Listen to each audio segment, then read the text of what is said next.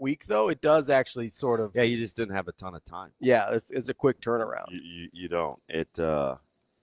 You've got a short week, and Minnesota got the late slate game at home. Mm-hmm. They didn't play well against Purdue, so it'll be. I'm prepared for all the narratives to Yeah. to happen.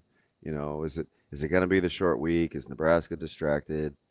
When's the last time they won in Minnesota? Yeah, I mean, this is, and the good thing is we don't have to wait very long, That is the good thing. right? This isn't like primetime Saturday night. We get No. this one done early. Yep, done, and out of the way early. We'll be just fine. No, I was I was looking at I was going through my rewatch, and then I was going through like some PFF grades and stuff. And so personally, I thought this was the best game the offensive line had played so far. Mm.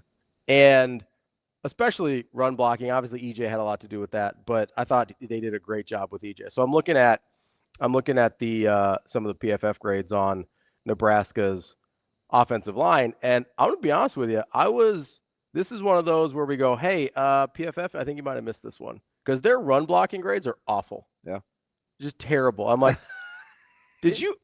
You just saw the same game we saw, right? It's just not making a lot of sense. Yeah. So I mean, I'm just going down the list here. For instance, what was Gatula? I thought he played pretty well.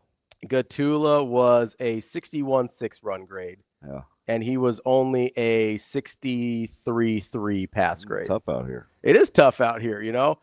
They loved Corcoran. They thought Corcoran played great in his in terms of pass blocking on his 18 snaps. He was only a 58.1. There was the only guy that got a positive run block grade was Henry Lutovsky. The only guy on the offensive line. They had, the guard center guard, they had their hands full. They did. Maryland. It was kind of. I found myself just kind of watching that matchup for a while during the broadcast. Just right in the center of the line? Yeah. Which is kind of funny because I think all the narratives coming in were about the ends. Yeah. Right? They neutralized them pretty good. I mean, one sack, right? Yeah. Like that, and I think it was late. Yeah, I think it was. Third or fourth quarter. Yeah, I believe that's right. It was second half for sure. And so I'm looking at these and I go, okay, Mathis had the deflection. No, Stewart had the deflection early. Yes, it was. I mean, they just went at him. They did I thought a phenomenal job. But I did sit there. And I'm just like, okay, what am I like? I'm a novice offensive line watcher, right? And I go, okay, I see very large holes on the offensive line. Am I just assuming that means they're playing well? Or does that, is there a version of that where they're not playing well, but the holes still exist? I guess that's my question. I guess I'd have to dive into their grading metrics. You subscribe, right? I'd have to kind of look through their. Yeah. But I mean, grades aside, is there a version of a game where it plays out? Because obviously we think Maryland's defensive line is pretty good, right? Well, they had been. Right. So up to that point. So is there a version of Nebraska opens those types of holes without the offensive line playing particularly well? Is that even a thing that exists? No. Okay. That's mostly what I was wondering. I don't think so. Because there's sometimes where you're like, oh, hey, they're getting home on the pass rush or something. You're like, the offensive line's actually still playing pretty well. Was there a guy that you thought played offensively or defensively that you thought played hey, this guy played out of his mind? I'm curious what they graded him. Ooh, out of their mind? Not just on the offensive line, anywhere. I mean, outside of EJ, probably not. Defensively, it was a little hit and miss for me. Yeah. EJ is the highest graded offensive player, so that makes plenty of sense. I think you might be surprised with the second highest, which is also kind of one of those what? I'm not sure what these grades are. Defense or offense? Offense. I was pretty stunned by.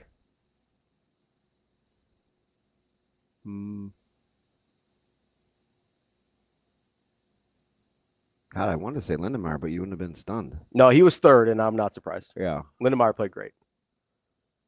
Evans is fourth, so they thought he played pretty well. Yeah, the center guard thing was fascinating. Hunter was fifth. He had a nice game. Who was second? Dylan. Oh, really? Yeah. The more you know. I was like, that's a little caught me off guard a little bit. The more you know. Well, that's interesting. On defense, Well, we could do anybody, but I was mostly looking at starters. Was there a guy that you're like, oh man, he played pretty well? I know you said it was hit and miss for you. Not particularly. Maybe Marshall.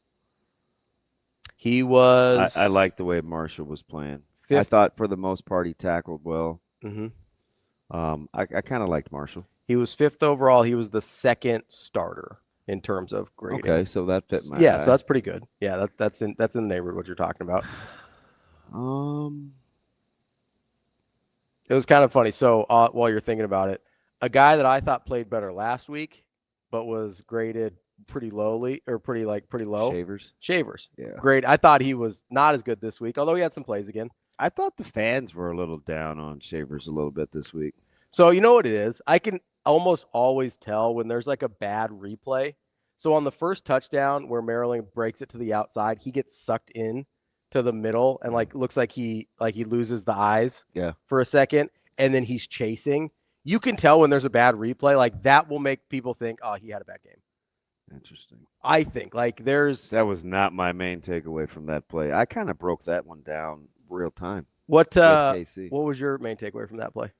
Number one, you took some horrific angles. Yes. But two, you've got to take it on at the point of attack. So you have to narrow his alleyway. Mm-hmm.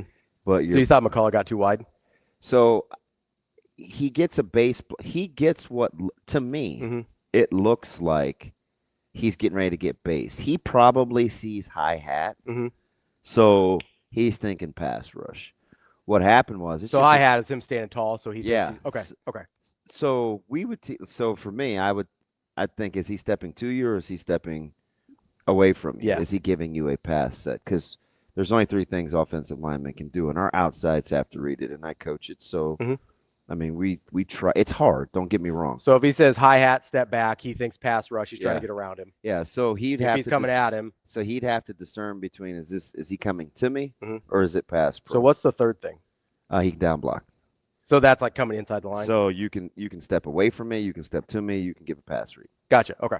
Okay. So I think is with what he saw, I think he's got to get into him. Right. So instead of getting vertical, because getting vertical, he created a natural run. He needs to set the edge. Or I mean, yes and no. Okay. Yes and no. Just let me finish it Sorry. for a second. If he gets vertical, he creates a natural run seam because they don't have to block you. You just run yourself out of the play. Sure. Which makes the corner awful short, the edge. Because if you disappear, you only have to get to the guard's width. So it's a very short corner. Okay. So I think he's got to get into him. Now, if he got a pass read and they're in drops, that's something altogether different. But everybody else came down. Guard came down. Center block back. So I don't know if he sees that or he's just getting vertical to be getting vertical. So that opened, which lengthens your inside backers runs. Because as he gets vertical, here comes that natural run seam. Nebraska wanted to spill that, which means you don't want any immediate vertical run fits. Sure. So backers got a little longer ways to go inside to get – they're coming inside out now. And safety's got a longer way to go because he's got to come from you're letting him get to the edge quicker. Right. The quicker you let me get to that door, the further you have to run. Right. To get me. Yeah. Right. Yep. That makes sense. So I want that to have to take longer. It should have to go out around. And that's the whole point of a spill, right? Is you're just trying to give your. Yeah, it's like water running off the table. Yeah. Right. You want it to hit the table and have to run off the edges. Yeah. The quicker that water hits the floor, the more trouble you're in. Yeah. The quicker the water hits the floor, that's a direct run. That's a run seam. lane. That's the seam. He got one too quick. So the angles were bad. The tackling was bad. But I think it starts with run pass recognition. I'd just like to know what McCullough saw. Yeah, if he'd have come to the bench and he's like, man, Coach B, like he gave me a pass set. Okay. Not much I can do about that. Yeah. If you think you saw, or if you did in fact see. Yeah. Now everybody else got to clean it up. Sure. And you've got to play better than that on the second and third levels. But it starts with how McCullough, what he saw, in my opinion. Because if in fact he reads run, he's got to squeeze. Yeah. He's got to get down Yeah. and get flat and make it go around Well, especially if you're spilling, right? You want to leave as little space as possible. And you want to shorten the next most inside guy's run. Right. Right. I don't want you to have to run very far. Yeah. So, like, for instance, if it's, let's say it's McCullough, Shavers, and then I don't know who the safety was on that one. I think it was Guthrie. Guthrie. Okay. Yeah. So you got McCullough, Shavers, Guthrie. That's kind of your three primary defenders on each level. Yeah. So McCullough needs to stay. Guthrie should fit outside McCullough. Shavers fits inside. So Shavers kind of splits whatever gap there has to. Yeah. Whatever gap there is. He's got to go first. If Rex gets there before Shavers on an inside run fit, Shavers shouldn't be playing. Gotcha. I literally just had this conversation. We do walkthroughs on Monday, and there's a couple things that prep likes to do, and it's very particular, and we're going to play it a certain way. And I said to player X, I said, hey, if he fits this before you do, you're not playing. Okay, you can be slow to go because this is where we want it to hit. Yeah, we good? Yeah, and they say yes or no, right? Then we'll do it again. We'll look at it again against a different front. Okay. Exact same concepts. I said to this other player, hey, now listen, you're not going to get there before him. You have got to be disciplined. Play it vertical and not at an angle. If you come at a 45, it will get outside of you. Okay? Play it vertical. Trust this guy fitting inside of you. We'll handle our business inside. Is that almost, I know a couple weeks ago you and MRI were talking about, so I think this is typically closer to the line of scrimmage, but is that almost like a surf technique where you're like? So we would like to try to teach. We would like to try to teach that because like he's surfing and then he bends once he sees where he goes. We don't have enough time to teach it yet. We tried. Is that the right terminology on a safety still? Yeah. Okay. It starts with your interior, right? You want one guy for two gaps. Yeah. So he's reading kind of the neck. If it's kind of like give keep, it takes tremendous amount of discipline. Sure. Right. To not jump on dive. And just get downhill too quick. And to be seeing what if quarterback gives or keeps. You're in essence, you always want 5 on dive regardless. Yeah. Or inside run. Right. So we always say 5 to dive, 5 to dive, 5 to dive. So basically tackle, you want 5. Yeah. Your 2 insides and your 3 linemen responsible for inside run. Then you have your quarterback players, belly 2, I got cute, whatever your rules are. Yeah. And that's usually a second level guy. Yeah, whatever your rules are. And then your safeties or your adjusters make you right. So on that run, they got to clean it up on the back end. Shaver's fit was widened. I don't know if he got a run or a pass read, though. That would actually be a really good play to kind of break down. Yeah. But I do think it starts with you have to ask Dasan what he saw. What Nebraska started to do kind of later is they had some guys that would just get to the mesh, right? Where I couldn't tell if they were an inside or an outside run player. Their aim point was the mesh. So they weren't even reading who's got the ball or this is my guy. Like I've got quarterback, you've got running back. They were just saying like, hey, get the point. Get to the mesh. Yep. So when I look at that play and I go, hey, I think Shavers got caught inside. He may have actually been where he thought he was supposed to be, but McCullough was too wide. Yeah, and the play got too vertical. Yeah, so it looked like the play got too far away from him. That's a long way for an inside to run with a short corner. Yes. You're just letting my guy sprint to the sidelines. Right. And then he's gone. And then it looks like he's that's why you got to 100%. That makes sense. That's exactly why you have to know. It starts with McCullough. It's easy to point fingers at everybody else, but I would just like to know. And Dasan, because it was tricky. He's to the open side with a tackle. We work, if we call Burke Brown right now. Yeah. And I'd say, hey, Burke, what gives you the most fits? He's going to say tackle to me. Because when they come to you right now, it's rare that offenses do that. Yeah. They either fold where tackle comes down and guard comes out, which we work all the time. I don't know why people like a puller guard. Yeah, guard just does like a little short set pull. Tackle goes down because it's just better natural run angles than a big guy coming out to try to get an adjuster in space. We're playing a team this week. We played them last week. I told you I loved our game plan, right? We were very, very, very specific on how we wanted to play. We weren't going to let Elkhorn South make us wrong. Yeah. Right? We were going to play it a certain way, and they were going to have to do what they do. It will be it's a similar concept. We'll tinker with our fronts, but it's very specific. And you have to rep it over and over and over again.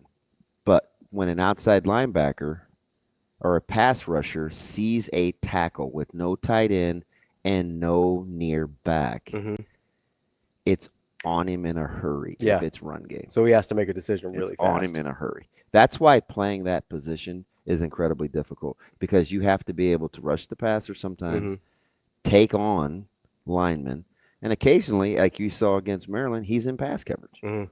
Right? So you want kind of a hybrid guy where you don't have to situationally do it. Quentin Warren is really good at that. Yeah. He can play in our under front. We can put him as our fourth D lineman. He can play off ball, and he's good in pass coverage. Like you want more of those guys, right? But situation, that's why McCullough had to embrace a little bit of the weight gain. Sure. Because you're not taking on a tackle at the weight he came in at. No. Because he came in at like 230, 220. Maybe.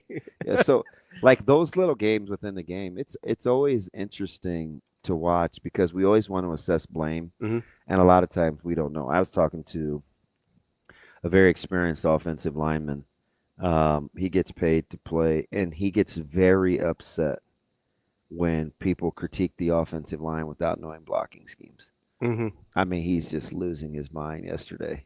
And he's like, and the fan base. And I'm just like, I'm not even trying to talk him off the ledge. He makes a lot of money to do what he does. But I'm just saying to him, it's like, I'm just telling you, it's like the easiest thing to see. So we can just say, ooh, that tackle. Yeah, if a guy bad, gets beat. or you know what I mean? It's like, I'm watching some of these duo blocks, and I'm watching Lindemeyer and Harburg and Gatula and either Corcoran or Pritchett just work these guys on the edge. And I'm like, that is really, really good. But nobody's going to pay attention, right? Everybody was in love with Emmett's effort on the long run, and it was sensational. Which was great, yeah. But the two initial down blocks and pull or kick was beautiful. It was like he was running down the hallway. Yeah. And then we saw safety from Maryland take an angle that it frustrates Nebraska fans when we take them. I'm just telling you, when you're playing inside out like that as a safety coming from the third level, it's hard. Yeah. Now, good ones, they make those plays, yeah. right? He's got to use the sideline as his friend. That thing's got to go for about a 6-yard gain. He's got to get EJ to the ground. What you can't do is let him get between you and the sidelines out the back door, right? But the execution up front was out. I mean, it's just, you just see right tackle just down. They pinned, pull, kick, hallway. Just split that thing. It was a thing of beauty. And, it doesn't, we'll talk about the run, but I think I tweeted right away. I said, if you pin, I'll pull. Yeah, you did. Because just watching it real time, I don't even watch the handoffs, although I did kind of like what Nebraska's doing now with the running back deal. Yeah, you kind of mentioned yesterday with EJ kind of being getting downhill. Two-way go. Yeah. Did you hear the broadcasters during the Atlanta game last night? It was very innocuous, and it was quick, so you may not have heard it. But they were talking about how Bijan Robinson likes the pistol as opposed to offset, because he gets downhill and he gets a two-way go right away. Which is what you were talking about earlier in the year, that you didn't love just the offset. The inside zone stuff is always kind of this cross-face sweeping action. I don't always want my first steps to be lateral. Sideways, yeah. Right? Because insides know that too. We read that, right? And we read guards, and some people do, which is why some people false pull. Right? I was terrified that was going to give us fits against Elkhorn South. Yeah. They got away from it because they got behind early, so it helped. But, there's counter-punching and punching that happens all the time in games like this. It's just we pick the stuff that we can see the easiest because it's quick. Yeah. Right? Well, and you're right. Like, if we don't know what the blocking scheme is, it's hard to evaluate at a realistic level, right? Yeah, we spent 6 minutes in our Zoom on Sunday asking ourselves, is prep going to block us like blank? Mm-hmm. And you just don't know. We just don't know. So what do we have to do? We don't have to, but we do Try is and prepare for everything. we draw it up 3 different ways. Yeah. So, because it's like, hey, if they watched us Yeah. last week, they'll do this. right.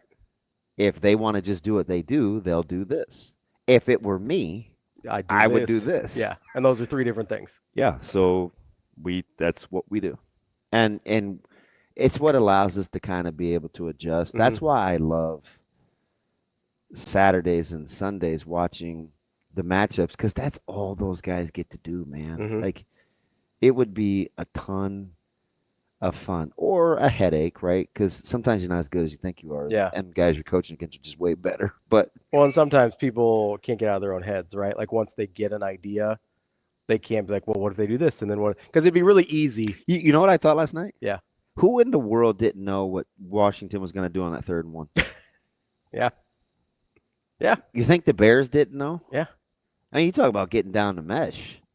And then it's an oh poop moment with what's going on with the weather, because you see what's going to happen. Mm-hmm. And it's like they know it too. It's like, but then if you don't do it, you know what your fan base is going to say? Why did you just do? Yeah. So that's always you get the Marshawn Lynch in the Super Bowl. Just hand it to Marshawn. That's always the game. I love it. It's absolutely fascinating. What Maryland was doing with those little under routes, Mm-hmm. those little delay drags, with Nebraska playing their coverage, that was always going to be there if you got time. Mm-hmm. It just was. Yeah. I remember I was pulling my hair out 2 years ago at a 7-on-7 because Millard South kept doing it to us. Mm-hmm. And it's 7-on-7, and we play an odd front, so we have to lose. We lose a guy. Yeah. Like, so we have to like pretend blitz or whatever. Mm-hmm. And I'm like, well, in our defense, he'd be sitting on that drag. Yeah.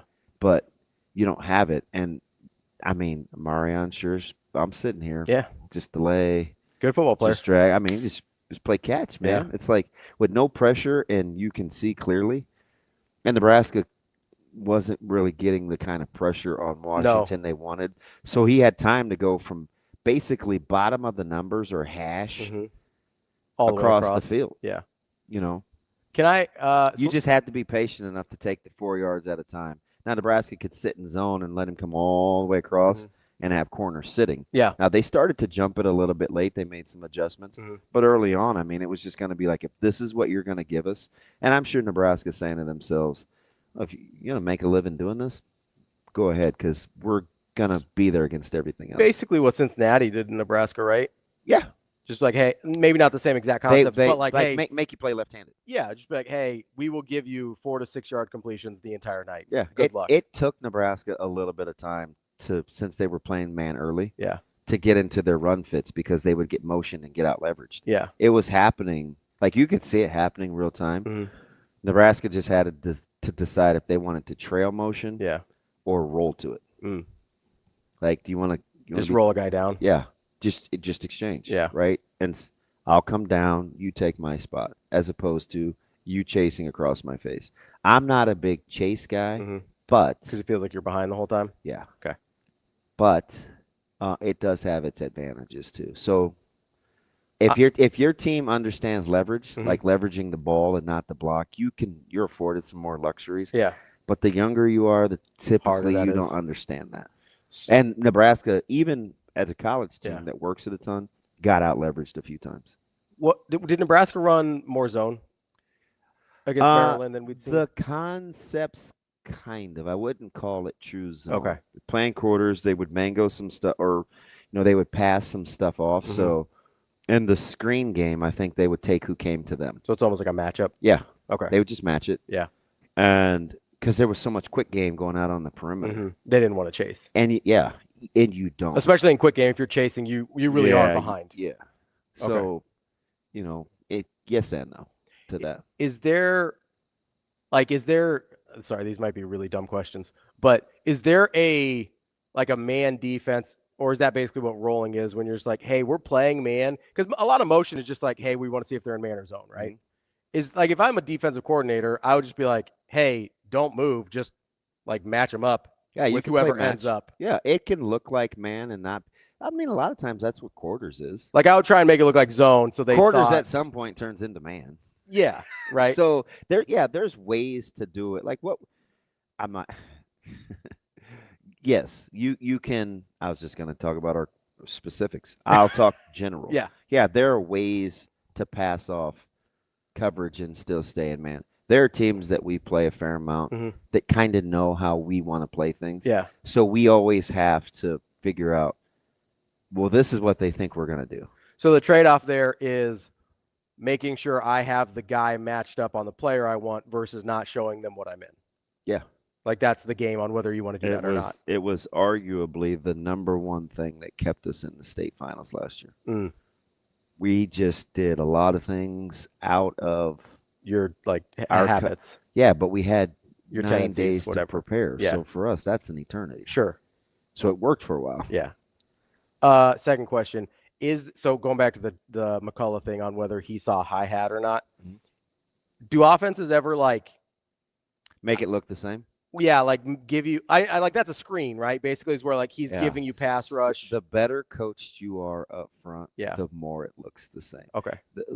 Listen to what I'm telling you. There are teams we play where it is almost impossible to tell, and they know it's by design. Their OCs and O-line will say it will look like blank, and which is also why it's hard to play against teams that aren't as well coached because they don't go by the same rules. Gotcha. So I told you sometimes it doesn't make sense. Sometimes the better coached you are, the easier it is. Because you know how a well-coached team would operate. Yeah. Versus if you're when they see down block, they're going to squeeze. When they see puller, they're going to like you. Sometimes you just know. Yeah.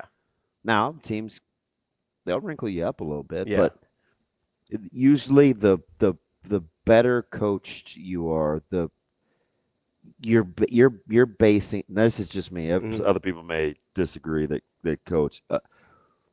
Usually, the better your coordinator and head coaches you're going against, the preparation is cleaner. The adjustments are harder, and the games are harder. That makes sense.